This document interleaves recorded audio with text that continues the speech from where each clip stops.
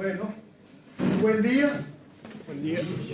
No sé a ustedes, yo creo que sí, a todos. Nos pareció bien la reunión, ¿verdad? Estuvo amena. Hasta un himno por ahí que no estaba predispuesto, se consiguió, se cantó. Muy concatenado. Gracias al Señor por todo. Y bueno, vamos a continuar con el libro de Lucas, pero esta vez de Hechos de los Apóstoles. Y vamos a ver la continuación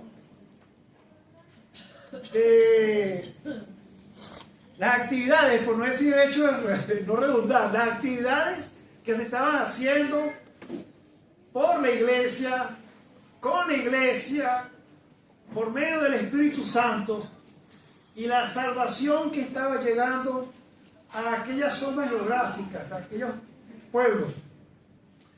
Y vamos a ver cómo se cumple lo que decía el escritor Lucas en el capítulo 1, versículo 8. Pero recibiréis poder cuando haya venido sobre vosotros el Espíritu Santo, y me seréis testigos en Jerusalén, en toda Judea, en Samaria y hasta lo último de la tierra. Vamos a leer ahora el capítulo 9 desde el versículo 26. Y nos vamos a dar cuenta allí de tres sesiones, del 26 hasta el 43, pero vamos a leerlo por sesión. Como la primera escena, en el versículo 26, hasta el versículo 31. Dice, cuando llegó a Jerusalén, venía hablando en el contexto anterior acerca de Pablo, ¿verdad? Cuando veíamos acerca de su conversión, le explicó el hermano Pedro, y lo bajaron luego por el muro, escolgándole una canasta. Entonces, cuando llegó a Jerusalén, trataba de unirse, de juntarse con los discípulos. Pero por supuesto, por toda aquella fama de sus hechos anteriores, todos le tenían temor, le tenían miedo y no creían que fuese un creyente, un discípulo. Entonces Bernabé, a ver, ¿quién se acuerda qué significa Bernabé? Hijo de consolación, muy bien. Tomándole, lo trajo a los apóstoles. Esta palabra tomándole es muy preciosa. Porque no fue que lo tomó con la mano, te va a llevar, no. Es que lo acobijó, lo llevó con cariño, con responsabilidad. Y lo trajo a los apóstoles. Es bueno destacar que en Gálatas 1:18, el mismo apóstol Pablo, cuando está defendiendo su apostolado como alguien que había visto a Cristo, el Cristo resucitado, él dice que fue primero a Pedro. Y cuando fue a Pedro, luego él una vez lo llevó a los demás discípulos. Y vemos entonces ese temor que tenían con ellos. Y Bernabé, este hijo de consolación, que lo agarró con cariño, como enviado por el Espíritu Santo, de quien hemos leído el 1:18, que les habían recibido ese poder del Espíritu Santo, los trajo a estos apóstoles y les contó cómo Saulo había visto en el camino al Señor. Todo eso lo leímos en los primeros párrafos del mismo capítulo 9, la conversión de Saulo. Y cómo le había hablado, y cómo en Damasco había hablado valerosamente en el nombre de Jesús. Valerosamente aquí en el original quiere decir como con franqueza, de una manera clara, sin miedo alguno, a pesar de que él sabía que le tenían miedo por su pasado, a pesar de que el evangelio era contraproducente al sistema religioso judaico, a pesar de que el evangelio era no muy bien recibido o no entendido por el sistema de gobierno actual de esa época, él estaba predicando con esa parusía, con la predicación que para muchos es locura, pero a Dios le gustó por su gracia que por la locura de la predicación nosotros fuésemos salvos. Y estaba con ellos en Jerusalén, y entraba y salía en esa libertad que le daba el Espíritu Santo. Y hablaba denodadamente, con denuedo, con valentía, en el nombre del Señor. Cuando uno predica en el nombre del Señor, aparte de que vas a nombrar a Jesús, por supuesto, porque es el autor y consumador de la fe, vas a estar predicando con la autoridad de Jesús y bajo el sello del Espíritu Santo.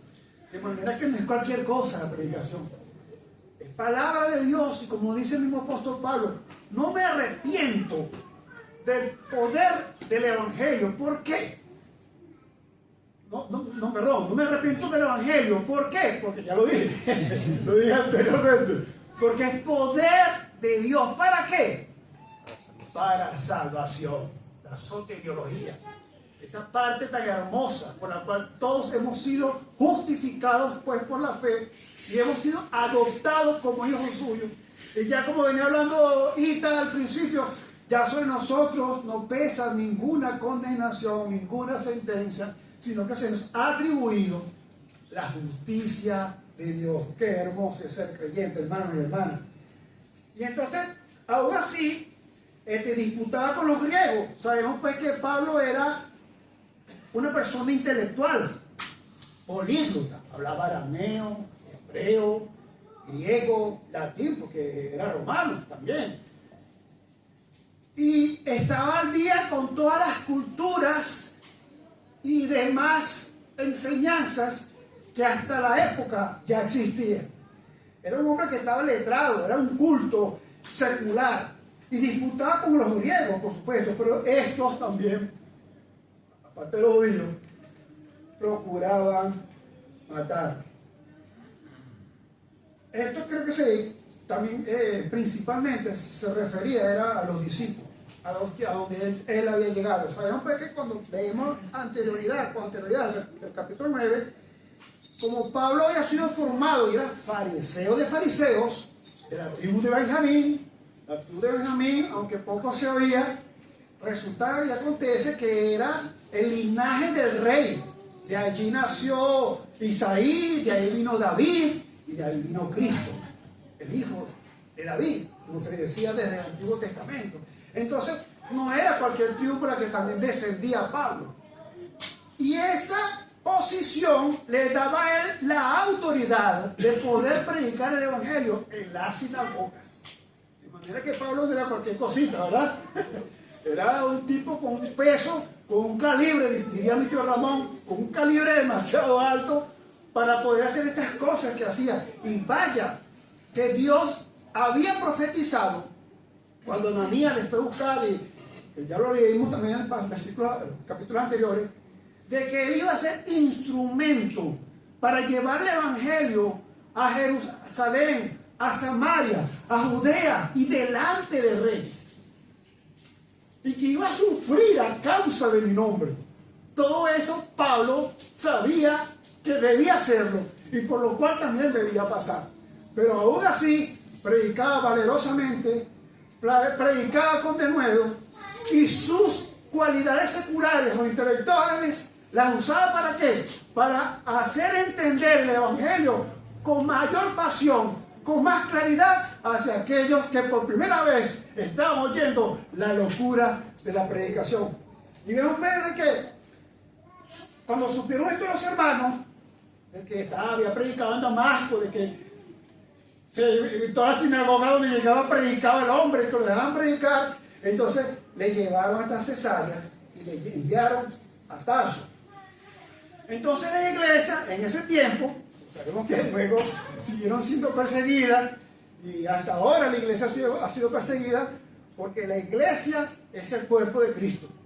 Y así como mataron a Cristo cuando era semejanza nuestra, siempre su cuerpo va a tener ese sufrimiento, esa persecución, aunque no de manera total, porque nosotros somos un botón de muestra. De que gracias a Dios en esta hermosa nación aún no hay esa persecución contra los cristianos, aunque de manera secular o de la laicidad como parte del sistema de gobierno haya una que otra impedimento, pero no hay esa prohibición total para llevar el Evangelio a toda criatura. De manera pues que es una de las cosas, de los retos y desafíos que debemos tener como creyentes. Entonces vemos en esta primera escena la llegada de Saulo a Jerusalén. Los discípulos desconfían de él. Bernabé testifica de él por lo que había hecho en Damasco. Saulo es recibido y predica con valentía, recibe la iglesia.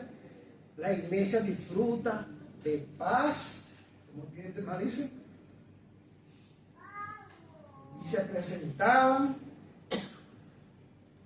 fortalecidas por el Espíritu Santo. Ahora, del versículo 32 al 35, hay otro evento aquí, hay otra escena. Dice: aconteció que Pedro, visitando a todos, vino también a los santos que habitaban en Lida. Y halló allí a uno que se llamaba Eneas, que hacía 8 años que estaba en cama, pues era paralítico. Y le dijo Pedro: Eneas, Jesucristo te sana, levántate y haz tu cama. Y enseguida se levantó. Y le siguieron todos los que habitaban en Lida y en Sarón, los cuales se convirtieron al Señor. Como decía el capítulo 1 y 18 que leímos, pero recibiréis poder. ¿De quién? Del Espíritu Santo. ¿Quién es el Espíritu Santo? La deidad misma, la tercera persona del Dios que nosotros creemos, o a quien nosotros creemos. Entonces vemos esta segunda escena, que es más corta, que Pedro encuentra este paralítico. ¿Cómo se llamaba? Eneas. Y que tenía 8 años en esa condición. Paralítico. No caminaba. Cuando se decía paralítico, generalmente era que había nacido, había problemas con él desde pequeño y no pudo caminar. Había una enfermedad por allí, hermanita, ayúdame. Parálisis cerebral, pues así, pero una que daban los niños, muy usada. Poliomielitis, gracias, estas muchachas están claras, vale, yo me las cuido. La poliomielitis también puede hacer. Recordemos que en aquellos tiempos no había la identificación ni los diagnósticos que ahora tenemos hasta por las redes sociales, hasta por las guías, podemos nosotros hacer diagnósticos. Yo le digo a ese compinche, no, vamos a apuntar el compinche de Mario, decía, ¿quién es ese? No, resulta, bueno, me va a salir un poquito de tema. Resulta que es para hablar positivamente de las redes. Las redes sociales y actualmente las guías podemos personalizarlas. ¿En qué sentido? Que si tú investigas cosas creyentes o cosas de la medicina, el algoritmo o la audiencia a la que tú estás diciendo que te gusta, a la que tú estás investigando, queda grabada.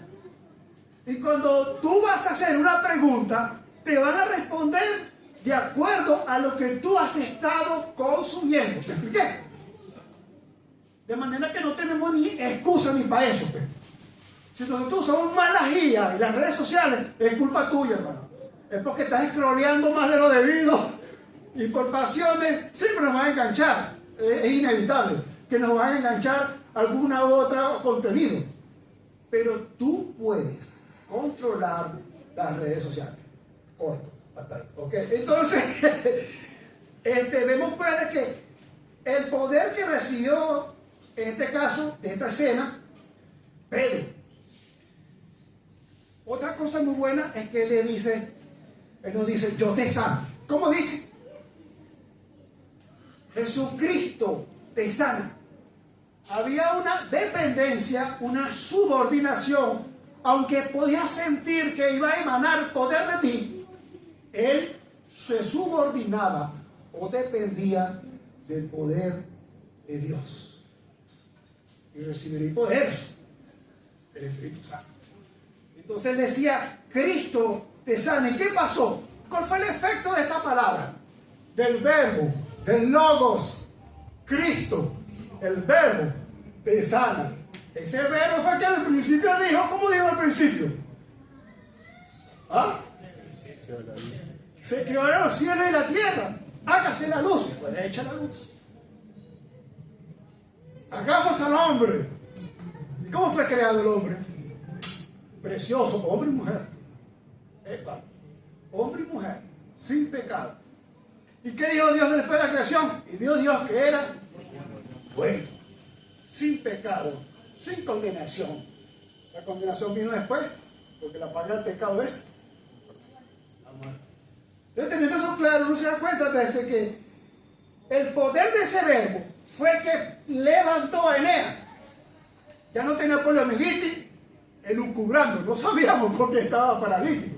No tenía parálisis cerebral, paraplegia, no. Se levantó enseguida y fue de testimonio, le dieron todos los que estaban en Lida.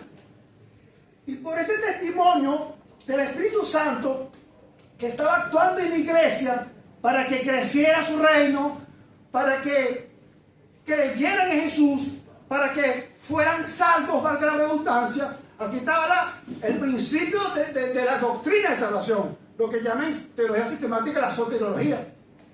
Y vemos que, ¿cuál fue el resultado de esta acción? ¿Qué dice al final de este versículo, de este pasaje, de esta escena?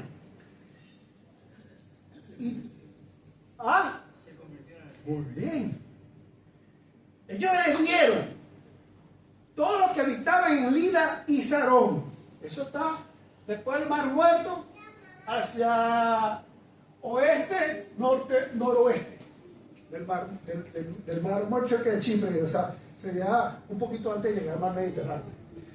Por la memoria que me quedó de los mapas que dije. Bueno, entonces uno se da cuenta que todo eso dice algo aquí muy puntual. Los cuales, ¿quiénes son esos cuales? Los que habitaban en Lida y en Sarón, los cuales fueron salvos, se convirtieron al Señor, se hicieron discípulos del Señor, se hicieron aprendedores, aprendices, mejor dicho, de la doctrina del Señor. Esa es la segunda escena, corta, muy hermosa también, pero en lo último vamos a hacer una conclusión de cómo vemos el poder del Espíritu Santo, los instrumentos usados por Dios, por el Espíritu Santo, verdad la redundancia, para crecer la iglesia que se ha estado continuando haciendo hasta los tiempos actuales, gracias al poder del Señor. Entonces, hay otra escena que es la más larguita, que es desde el 36 hasta el 43, vamos a leer. Había entonces en Jope una discípula, una aprendiz, una hermana que estaba haciendo sus primeros pasos en el Evangelio y era enseñada por los apóstoles.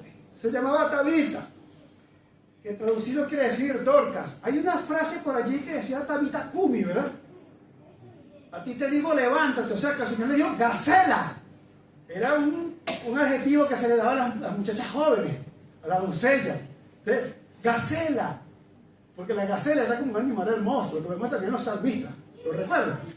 Entonces, la gacela levanta. Entonces, aquí dice Dorcas, que era traducida en griego, de Tabita, de gacela.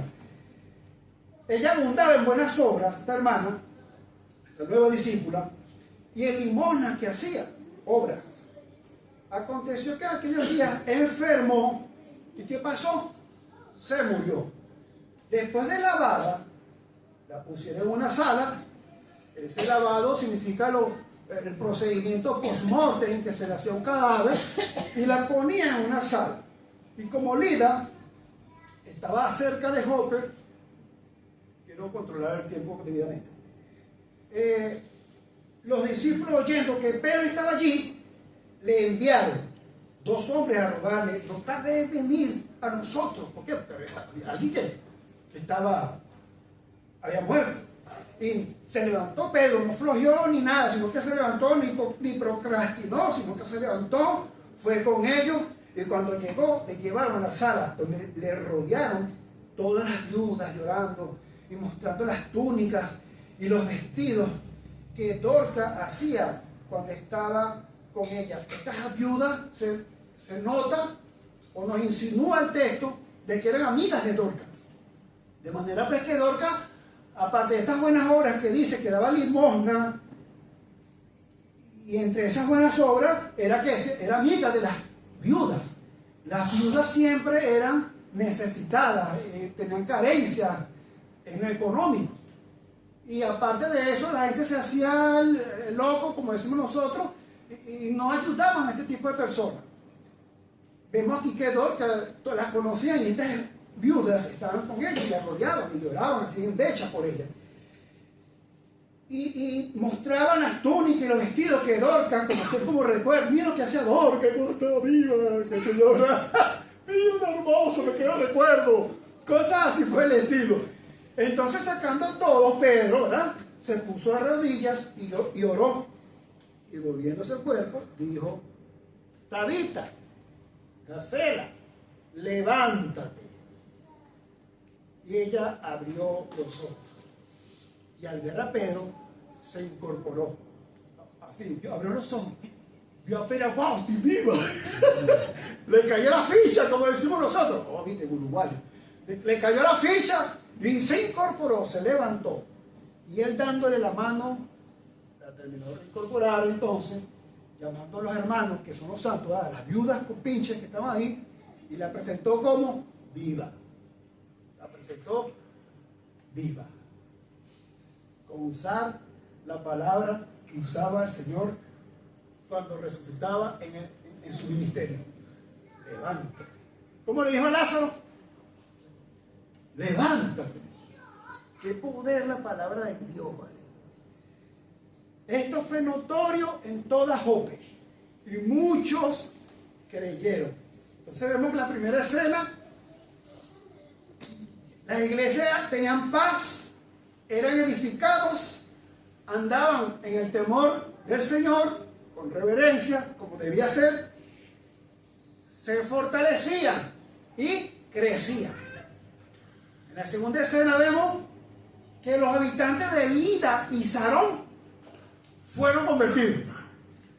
Y al final de esta escena vemos muchos creyeron en el Señor allí en Jope. Jope ya era más grande, era la ciudad más grande. Entonces vemos acá pues que Tabita está enferma, muere, Pedro es llamado, no procrastinó, se levantó de una bebida, apúrate, lo más pronto para que vayamos para allá. Se levantó, fue, ora primero.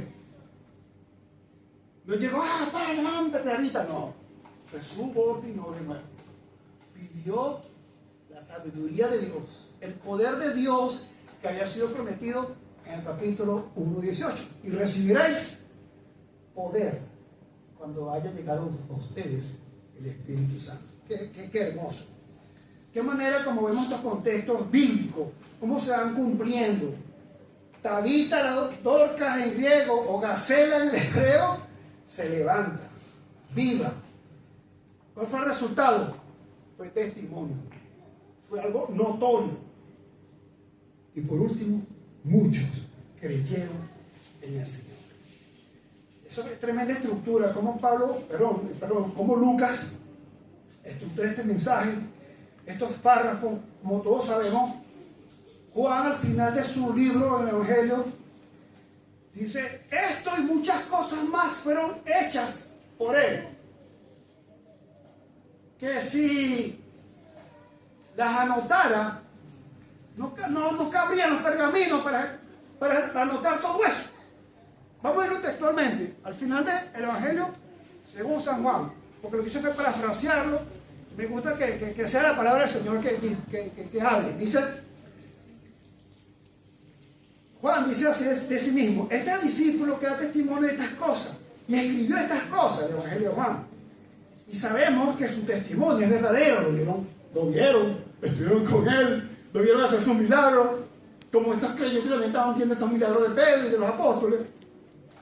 Y hay también otras muchas cosas que hizo Jesús, las cuales si se escribieran una por una, pienso yo, Juan, que ni aún en el mundo cabrían los pergaminos. En ese tiempo no había libros como estos, eran pergaminos, que se habrían de escribir. Amén. ¿Por qué digo esto? Porque de estas cosas Lucas está siendo conciso. Sin embargo, nosotros por la fe, por la presuposición de la fe, de que creemos que su palabra es verdad, creemos esto bueno, hermoso, edificante, de crecimiento y de salvación y de poder del Espíritu Santo, lo creemos. Y también creemos que fue mucho más. ¿Usted lo cree así? Fue mucho más. Pero la palabra de Dios es concisa. Alargando un poquito esta pausa que hicimos. Si siendo la Biblia concisa, cabe en este libro y nos cuesta agarrarlo o cargarlo por ahí, ¿tú te imaginas un libro, una Biblia exhaustiva? ¿Te imaginas una Biblia? Oh, Juan. Una Biblia exhaustiva yo creo que cargáramos, ahorita porque están las redes, está todo ahí en la memoria, en la nube. Pero si no, al principio todavía había que cargar una maruza full de compendios. Ah, no, cargó la Biblia. O una carretilla. Ah, no, ¿qué Biblia, hermano? No, la Biblia. Algo así, chiquito, cortito, sin exagerar mucho. Entonces, vemos pues la utilidad, la veracidad y la transmisión de estas historias, porque el hecho es el libro histórico por antonomasia de la Santa Biblia. Que de qué manera nos es narrada, de qué manera nos es hecha llegar a nosotros y de qué manera nosotros, al creer en ella, al escudriñar sobre ella, al investigar sobre ella, con amor. ¿Por qué con amor? Porque el amor es parte de la gratitud hacia Él. Porque la misma palabra dice que amar al Señor tu Dios con toda tu alma, con toda tu fuerza, con toda tu voluntad, con todas tus ganas, con toda tu alma, con todo tu yo, matando a tu yo, llevando tu cruz. Qué tremendo. Yo lo estoy haciendo así. Tremenda reflexión. Tú lo estás haciendo así. ¿Por qué? Porque al yo hacer esto de Dios, voy a amar a mi prójimo, a mi próximo, como a mí mismo. ¿Cuál es el próximo número uno tuyo? ¿Está bien? ¿Cuál es tu próximo? Que ves todos los días cuando te levantes en la cama. Mi esposa. Y después vienen las muchachas que dicen, papá, vos te pelucada, oye, dame un besito. Ese es el próximo. Nuestra transmisión de ese ágape, del primer amor que es solamente del Dios Padre y de su deidad como tal, entre las tres personas, es inconmensurable, es incomparable, es único. Esposa, ¿por qué tú estás riendo? Pero así es el amor de Dios. Y cuando uno practica el amor desde la casa, vas a tener lucha. Vas a tener lucha. Pero la palabra nos promete que Dios no nos va a dar pruebas que tú no puedas soportar. ¿Por qué? Dice. Porque cuando va a llegar ese momento que ya tú no aguantes, ¡zas!, te dará salida. Ah, pero es magia. No, ¿qué magia? Si ya tiene todo fríamente calculado, establecido, su providencia está para trabajar por los caminos donde nosotros vamos. Hay ángeles que son ministros, siervos nuestros también. Y sobre todo tenemos su santa palabra. La palabra de Dios que nos llena, que nos es útil para redarguir, para corregirnos, para enseñarnos, instruirnos, para hacer que el Hijo de Dios sea ¿qué? Perfecto. Bueno, ¿para qué? Para toda buena obra. Hermano, no tenemos excusa. Como decía al principio, no tenemos excusa ni con las redes, pues. Para aprender de su palabra. Para tenerla siempre acá, hermano. Mira, la palabra es espíritu. Pero si la palabra que el mismo Espíritu Santo, valga la redundancia, inspiró para nosotros, sus santos, si tú no tienes eso en tu mente, en tu memoria, las reacciones tuyas, de tus pasiones, van a prelar en tu vida. ¿Me explico? Si yo no estoy lleno de la palabra de Dios, si yo al menos no estoy en mi devocional en la mañana, estoy a visitar una casa por allí, hermano, no voy a decir quién, y me gustó. Yo dije dentro de mí, oye, aquí soy evangélico. Todo en su devocional, la hija, la otra y el otro. Eso es el deber ser. escudriñad las escrituras, porque en ellas os parece que ¿qué? Que tendréis la vida eterna. Y es tan hermoso cuando uno se va dando cuenta de eso. Porque Satanás te va a poner traba. Satanás te va a poner de todo. Entonces cuando, por ejemplo, yo voy siempre hablo siempre de la familia. Mi esposita, todos sabemos que las mujeres tienen sus ciclos, y dependiendo de la edad también. Y si tú no las entiendes, si tú no te documentas al respecto, hermano, tú pelas. ¿Cuál es la primera reacción? ¡Ay! Estás loca, que gimnástica. No, porque cuando tú empiezas como tú la amas, porque Cristo te amó a ti. Entonces yo tengo que amar a mi próximo, que es el que duerme conmigo, que le respiro todo. Entonces yo, oye, sí, tengo que estar bien con ella. ¿Qué es? ¿Es mentira o es cierto? A los casados. Y al revés también. Y al revés también, claro. Bueno, es que yo lo dije así porque estoy hablando de ella, pero ella sabe que el dragón soy yo.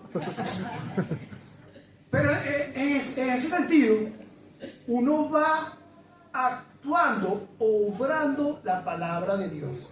Cuando Él dice que es útil para enseñar, redarguir, corregir, para llenar de justicia, a fin de que el hombre sea perfecto, no es que vas a ser perfecto con las coronas recompensas que puedas recibir en el tribunal de Cristo. No, es que vas a ser maduro, vas a ser lleno, vas a estar completo, para que cuando llegues allá, bien sea que mueras o bien sea que el Señor venga, ¿qué va a pasar con tu cuerpo?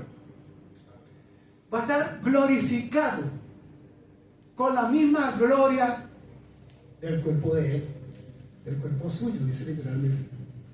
Entonces nosotros estamos en esta transición y la palabra es la que te va a ayudar a que puedas hacer esa transición. La vida del creyente, hermano, es restauración, es conversión, es aprendizaje todos los días. Volviendo al tema de la cosita, cuando tú no estás ducho y no la entiendes, y viceversa, vamos a que diga aquí la hermana Laura, si ella a mí no me entiende y no me ve con el amor que la palabra de Dios dice, la reacción va a ser carnal. ¡Ah, ya, listo, ya, cállate! Por decir algo. O uno por no pelear, y que no pelea, pero entonces hace, y lo oyes. Resulta que ella quiere que la oiga. Y a veces uno peca de callado y no habla, pensando que no voy a solucionar, bueno, si me va a ayudar, pero tú no drenas tampoco. Aunque me haya salido un poquito del tema, es la manera de practicar la palabra de Dios en nuestras vidas diarias. ¿Cómo hacían estas personas que eran discípulos? Los llaman discípulos. ¿Tú eres discípulo? ¿Eres discípula? Creo que he dicho esta alegoría varias veces. Cuando un profesional, yo soy electromecánico, si yo digo que soy electromecánico y se me presenta la petición de un cliente, oportunidad, o para servir al Señor, lo que sea, de hacer una reparación en X máquina. Si tú no has tenido práctica en ese oficio, ¿vas a reparar la máquina? ¿Qué creen ustedes? Si eres electricista, hiciste tremendo curso, pago, una inversión en el curso, hiciste circuitos, tableros, cortaste cables, te empiezas a hacer empalmes, de todo. Las normativas para matricularte, todo. Dejaste de practicar. Te llega la oportunidad de hacer la electricidad de una casa, ¿qué va a pasar? Así es el discipulado, hermano. Si tú no te discipulas en la palabra de Dios, no vas a transformarte. No vas a crecer espiritualmente. Y la exhortación acá es hacer crecer la iglesia de manera cualitativa, siendo nosotros mejores, discipulando a otros nuevos, obedeciendo la palabra de Dios Pero si no hay en lo cuantificable, ¿cómo hago yo para que crezca la iglesia? Que haya nuevos conversos, como hemos visto acá en estas 3 escenas. ¿Qué hay que hacer? ¿Qué hay que hacer? ¿Ah? Predicar el evangelio. Si no, nadie no va a llegar a alma. Recuerda el ejemplo de Felipe y el etíope. El etíope de la Cándace. Cándace era un título novillero, como decía la faraón, la reina. Y el tipo venía leyendo Isaías. El Espíritu Santo buscó para Felipe, andar ya aquel hombre allí en el desierto. Y va. ¿Y qué pasa, Felipe? ¿Qué se encuentra? Lo que está leyendo Isaías. Y entiende lo que lees. ¿Y cómo iba a entender si no había quien le explicara, verdad? Así es la predicación del evangelio. Como es una locura para el ser humano. Perdón, hermano, mi esposa me dijo, hijo, mi amor, ya te la hago para que veas.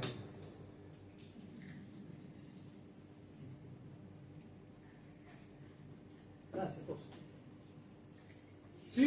Si nosotros no predicamos el evangelio, si tú no te preparas investigando, conocer lo que fue el sacrificio de Cristo.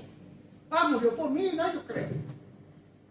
Mientras tú conozcas más de lo que significa el sacrificio, la justicia de Dios, la santidad de Dios, su humillación para que tú y yo, por la fe, por solamente creer de que ese sacrificio fuese suficiente para apaciguar la ira de Dios sobre ti y declararte o posicionarte justificado. ¡Wow! Si tú no indagas sobre esto, ¿cómo lo vas a explicar? Y va más allá.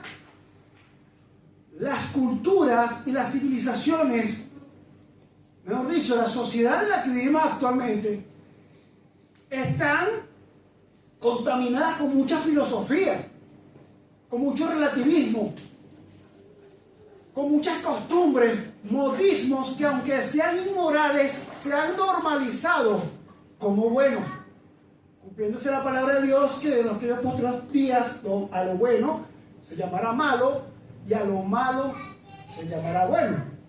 ¿Estamos viviéndolo o no? Entonces, en la manera en que un creyente sepa la estructura cultural donde estás viviendo, la filosofía, todas esas cosas, pero entonces yo tendría que... No, es ponerte al día con las redes sociales. Yo conozco hermanas, cuando decir nombre y hermanos, que se informan y cuando alguien les dice respecto a un modismo, a una moda, a algo que está bien, el hermano o la hermana sabe defenderse. Y no estudió filosofía, estudió. Si puede hacerlo, mucho mejor. Si eres joven y tienes cómo estudiar, hazlo, hermano. Si tienes el don de predicar, de hablar con alguien, conocerlo. En consejería bíblica hay muchas herramientas de cómo amar. La empatía con la persona con quien vas a hablar. Amarlo. Hablar. Oírlo. Llevar, cargar con él. Y hacer tareas. Entonces, por así decirlo, algo cortito. Pero son herramientas que te van a ayudar a ti a oír a la persona y a llevarle el evangelio. ¿Cuál es la comisión? Ir por todo el mundo, llevar el evangelio a toda criatura. El que creyera y fuera bautizado, ese será salvo. Mira, hermano, Alvarito, una preguntita, tranquilo que no es del otro mundo. ¿Cuántos amigos y amigas tienes tú por ahí cortito? ¿Cómo cuántos? ¿Número? 2. Y familiares, vecinos, que hablen contigo, que te saluden por lo menos. Como 10, ¿verdad? 20. Tú esos 10 veces te lo pones en un grupo de difusión. Eso lo hago Alvarito, que eso es para con todo. Lo pones en un grupo de difusión y tú buscas, al vecino le gusta tal cosa. Y tú le pones un mensajito de algo que a él le guste. Eso es la envidia. No hay que saturarlo, ya conocemos cómo es la cultura aquí. No le mandes todos los días, pero una vez a la semana, chácata. Ah, gracias. Lo va a leer, la provocar. Es que tiene días que no le mandan ninguno. Pero si lo saturáis todos los días, ay, no, ya te estás fatigado, no me mandes mal. Empiezas a decir que tu teléfono, que el teléfono tiene mala memoria, que no puede tener muchos grupos. Y es verdad, hay que respetar eso. Pero lo estás haciendo. Estás trabajando en ello. De manera que no tenemos excusa, porque si tienes alguna enseñanza y quieres enseñar o compartir algo que te movió el corazón, también va a ser otro grupo de hermanos y hermanas en Cristo. Teniendo cuidado de no saturar los mensajes. Si recibiste uno que toda la iglesia recibió, tampoco voy a reenviarlo, porque vamos a llover sobre mojado. Pero hay muchas maneras de compartir lo que somos. Como a veces cantamos, lo que somos y tenemos solo es nuestro. ¿En quién? En Él. Nosotros somos mayordomos en esta vida. Todo lo que tenemos debemos administrarlo bien. La primera administración tuya es tu familia y el Evangelio.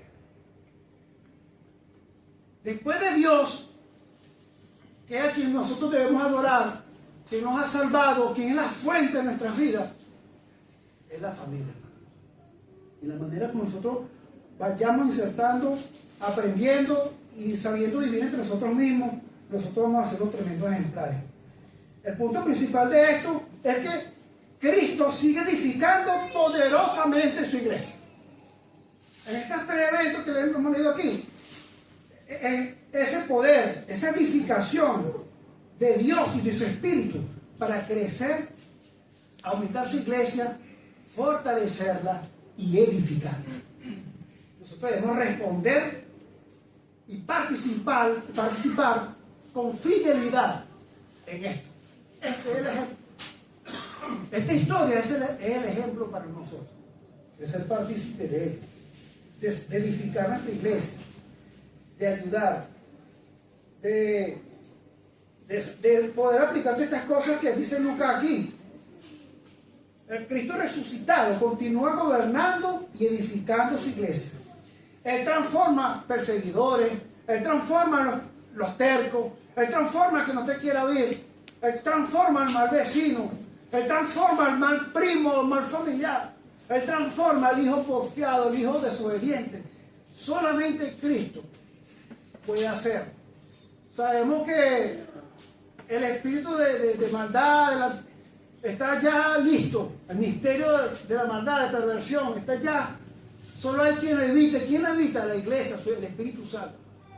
Entonces, el desafío es este, de saber nosotros crecer, ser fieles a esta encomienda, ser fieles y hacedores de esta, como dije al principio, acerca de que ir por todo el mundo da esta comisión. Que sea para gloria de nuestro Señor Jesucristo. Que todo esto sea para que crecimiento tuyo, es verdad, crecimiento mío, pero difundirlo, participarlo, compartirlo, porque de esa es la única manera que nosotros podemos hacer llegar algo. Es que la fe es por el oír, y el oír es por qué, por la palabra de Dios. En algún momento alguien, ay, mira, explícame esto que no lo entendí. Entonces, es el momento de llevarle el Evangelio. Que el Señor prospere su palabra, hermano, y que tú puedas hacer desafío para que nosotros podamos practicar. Vamos a orar. Dios es nuestro Padre, en el nombre de Cristo Jesús, gracias por tu amor, gracias por tu palabra, sobre todo gracias por tu Espíritu Santo. Gracias por esa bendita persona que hizo todo esto posible, que pudo sujetarse a ti, subordinarse a ti, siendo Dios mismo. Se despojó de esa posición contigo. No la tuvo como cosa que aferrarse, sino que usó ese poder para demostrar de dónde venía, para dar amor a personas enfermas, a muertos, a personas que necesitaban sanación, y ser el testimonio de que tú te glorificabas en Él, que Él era tu hijo amado, del cual tú te complacías, y que debían oírlo.